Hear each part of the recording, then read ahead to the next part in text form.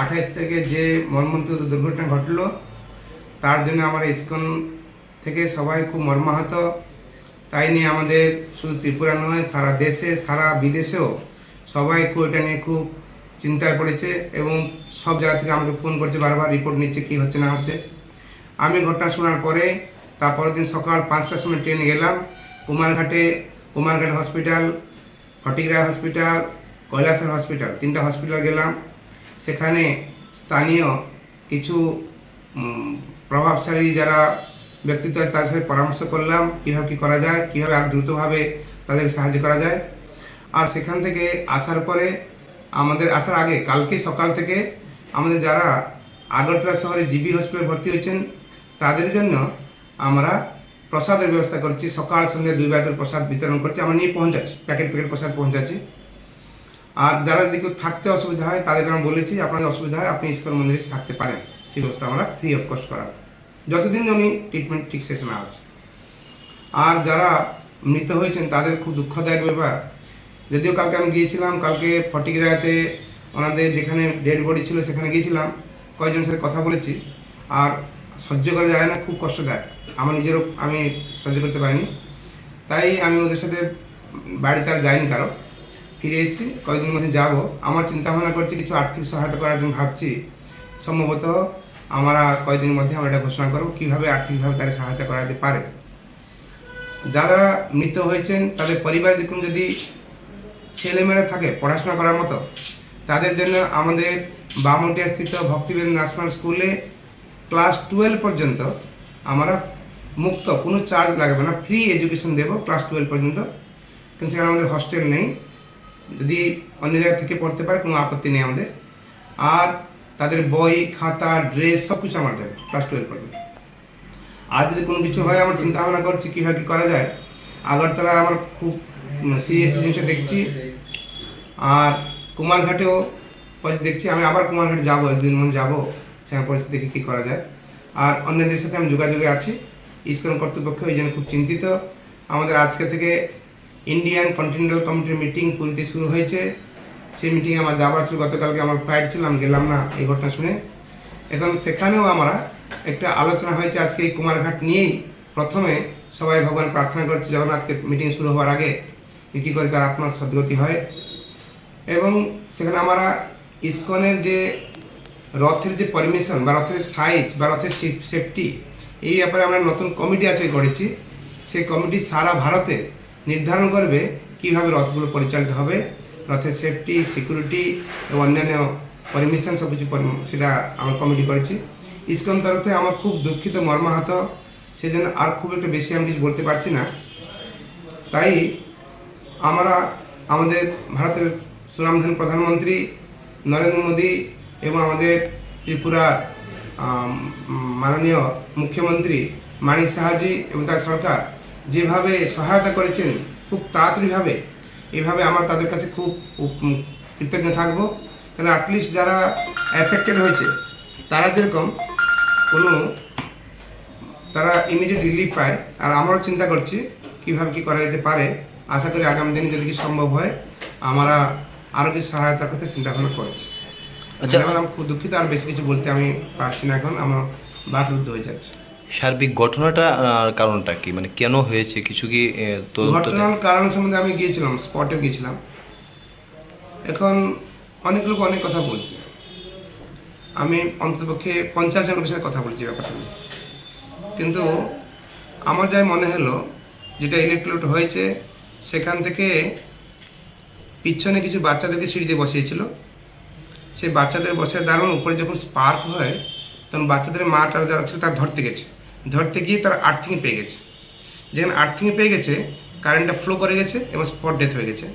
হয়রাজ আমাদের রথের উপরে যারা ছিল, রথ যারা ইলেকট্রিক তারটা উঁচা করার দায়িত্ব ছিল, তারা কিন্তু কিছু হয়নি, তারা উপরে ছিল এবং তার এটা লোয়া বড়ি ছিল। এবং যারা রথের উপরে ছিল প্রায় অনেক লোক ছিল, কিন্তু তারা কারো কোনো কিছু অ্যাফেক্টেড হয়নি। অ্যাফেক্টেড হয়েছেন কারা না, যারা স্পটলি বাচ্চাদের নিয়ে আসে আর্থিং পেয়ে গেছে এবং তার পাশাপাশি যারা ছিল সে টোটাল এরিয়াটা কারেন্ট হয়ে গেছিলো, মানে গ্রাউন্ডটা, সেই গ্রাউন্ডে ধাক্কা খেয়ে তারা বেশি আঘাত হয়েছে। আর উপর থেকে যে স্পার্কটা হয়েছে সেই স্পার্ক কিছু পরে কালকে আমি দেখলাম প্রায় 15 জন 18 জন নতুন ভর্তি হয়েছে কুমারঘাটে হসপিটালে। এটাও পুরো ওয়ার্ড। এখন খুব একটা বেশি ইনজন নয়, কিন্তু মোটামুটি সবাই একটা আগুন পড়েছে, এখানে পড়েছে সেখানে পড়েছে, কিছু কিছু হয়েছে। তাই যাই হোক, আমাদের রাজ্য সরকার খুব ইমিডিয়েটলি টাইমলি স্টেপ নিয়েছেন এবং তাদেরকে সহায়তার ঘোষণা করেছেন, এবং যারা মেজর এফেক্ট হয়েছে তাদেরও সহায়তার কথা ঘোষণা করেছেন। তাই আমরা তাদের কাছে ঋণী থাকবো। আর আমরা ইসকন তরফ থেকে এই ব্যাপারটা আমরা ইন্টারনাল একটা ইনভেস্টিগেশন করছি। রথ তৈরির কি কোনো নিয়ম বিধি আছে কি? যে সেটা নিয়ে একটা প্রশ্ন উঠছে। রথ হ্যাঁ, অনেক বলছেন রথে নাকি কাঠে করতে হয়। পুরীতে যে রথ হয় কাঠে হয়। পুরীতে একটা ট্র্যাডিশনটাকে ফলো করে ওরা, সেখানে কাঠের চাকা হয়, কাঠের চাকা দিয়ে ঘুরে। কিন্তু আমার মনে হয় না সেই কাঠের চাকা দিয়ে এখানে হয়, এখানে সরকার আলাও করবে কি না, এটার প্রশ্ন।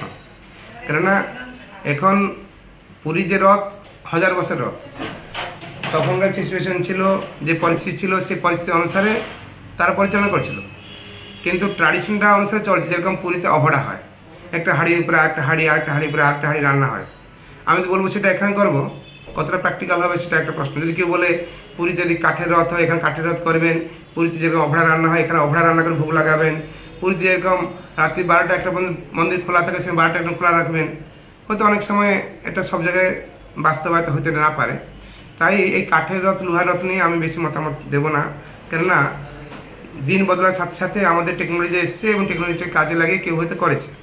যদিও এখানে এটা মানে লুপ হল ছিল, আমি বলছি না যে এটা করা উচিত ছিল, লুপ হল ছিল বা যাই ছিল, কিন্তু এইটা মূল্য আলোচ্য বিষয় হওয়া উচিত নয়। আলোচ্য বিষয় কেন হওয়া উচিত, কীভাবে আমরা যারা আঘাতপ্রাপ্ত হয়েছে তাদের কী করে রক্ষা করব, এবং আগামীতে যেরকম এটা না হতে পারে সেই ব্যাপারে আমরা কী স্টেপ নিচ্ছি। আমরা ইসকন তরফ থেকে ইন্টারনাল ইনভেস্টিগেশন করছি একটা কুমারঘাট নিয়ে। ইসকন তরফ থেকে অল ইন্ডিয়া ন্যাশনাল লেভেলে একটা কমিটি করেছে, আজকে মিটিংয়ে ফাইনাল হয়েছে। সেই কমিটিতে আমরা ডিসাইড করবো আমাদের পলিসি কী হবে, রথের সাইজ কী হবে, রথের সিকিউরিটি কী থাকবে, পারমিশনগুলো কী কী নিতে হবে, সেটা ব্যাপারে আলোচনা হচ্ছে। এবং অন্যান্য তরফ থেকে আমরা ইসকনে একটা সংঘবদ্ধভাবে জিনিসটা কী করে আগামীতে কোনো জায়গায় না হয়। আজকে কুমারঘাট বলে কথা নয়, আজকে গুয়াহাটি হতে পারতো, আজকে দিল্লিতে হতে পারে, কালকে অন্য জায়গায় হতে পারে। তারপরে এই যে ইলেকট্রনিক মূর্তি নিয়ে আপনি দেখবেন কেউনঝাড়ে উড়িষ্যায় আজকে পেপার দেখলাম, সেখানে 3 জন ইলেকট্রনিক মৃত্যু হয়েছে। তাই এটা রথে মৃত্যু হয়, এটা হয় না এরকম ব্যাপার না, কিন্তু আমরা খুবই মর্মাহত, খুবই ব্যথিত।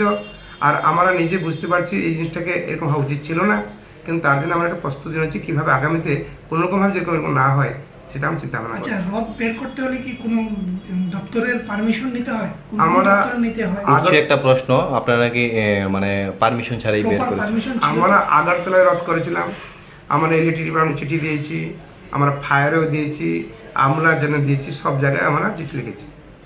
কিন্তু কুমারঘাট যে রথটা ব্যাপার হয়েছে সেটা আমি ভালো করে জানি না। এটা এখন আমাদের ইন্টারনাল ইনভেস্টিগেশন যেতে হবে, সেজন্য আমি এখন কোনো মতামত দেওয়া উচিত হবে না। আমরা ইনভেস্ট করার পরে যদি আমাদের অথরিটি দোষী থাকে যারা কুমারঘাট রথটা পরিচালনা করেছে, তাদের অবশ্যই কোনো শাস্তির ব্যবস্থা হবে। তবে এই মুহূর্তে আমি কিছু বলা উচিত হবে, কেননা ওরা সবাই মর্মাহত। আমি গিয়েছিলাম, সব মন্দিরে শোকাকুল অবস্থায় আছে, বাইরে যার বাড়িতে যাচ্ছে সবাই চিন্তায় আছে, আমাদের ভক্তদের সিকিউরিটি নিয়ে চিন্তা করছে। সেজন্য আমি আর বেশি কিছু ওদেরকে হাঁটাহাঁটি করিনি। কালকে আমি চলে এসেছি, আবার আমি এর মধ্যে আবার যাব। ধন্যবাদ। আপনার নামটা? শ্রীধাম গোবিন্দ দাস, কো প্রেসিডেন্ট ইসকন আগরতলা। আমাদের কুমারঘাটে গত 28 থেকে যে মর্মন্তুদ দুর্ঘটনা ঘটলো, তার জন্য আমরা ইসকন থেকে সবাই খুব মর্মাহত। তাই নিয়ে আমাদের শুধু ত্রিপুরা নয়, সারা দেশে সারা বিদেশেও সবাই এটা নিয়ে খুব চিন্তায় পড়েছে, এবং সব জায়গা থেকে আমাকে ফোন করছে, বারবার রিপোর্ট নিচ্ছে কী হচ্ছে না হচ্ছে। আমি ঘটনা শোনার পরে তারপরের দিন সকাল 5টার সময় ট্রেনে গেলাম কুমারঘাট হসপিটাল, ফটিকরায় হসপিটাল, কৈলাসর হসপিটাল, 3টা হসপিটাল গেলাম। সেখানে স্থানীয় কিছু প্রভাবশালী যারা ব্যক্তিত্ব আছে তাদের সাথে পরামর্শ করলাম কীভাবে কী করা যায়, কীভাবে আর দ্রুতভাবে তাদের সাহায্য করা যায়। আর সেখান থেকে আসার পরে আসার আগে কালকে সকাল থেকে আমাদের যারা আগরতলা শহরে জিবি হসপিটালে ভর্তি হয়েছেন তাদের জন্য আমরা প্রসাদের ব্যবস্থা করছি। সকাল সন্ধ্যা 2 বেলা প্রসাদ বিতরণ করছি, আমরা নিয়ে পৌঁছাচ্ছি, প্যাকেট প্রসাদ পৌঁছাচ্ছি। আর যারা যদি কেউ থাকতে অসুবিধা হয় তাদেরকে আমরা বলেছি আপনাদের অসুবিধা হয় আপনি ইসকন মন্দিরে থাকতে পারেন, সেই ব্যবস্থা আমরা ফ্রি অফ কস্ট করাবো যতদিন উনি ট্রিটমেন্ট ঠিক শেষ না হচ্ছে। আর যারা মৃত হয়েছেন তাদের খুব দুঃখদায়ক ব্যাপার। যদিও কালকে আমি গিয়েছিলাম, কালকে ফটিকরাতে ওনাদের যেখানে ডেড বডি ছিল সেখানে গিয়েছিলাম, কয়েকজনের সাথে কথা বলেছি। আর সহ্য করা যায় না, খুব কষ্ট দেয়, আমার নিজেরও আমি সহ্য করতে পারিনি। তাই আমি ওদের সাথে বাড়িতে আর যাইনি, কারো ফিরে এসেছি। কয়েকদিনের মধ্যে যাব। আমার চিন্তা ভাবনা করছি কিছু আর্থিক সহায়তা করার জন্য ভাবছি। সম্ভবত আমরা কয়েকদিনের মধ্যে আমরা এটা ঘোষণা করব কীভাবে আর্থিকভাবে তারা সহায়তা করাতে পারে।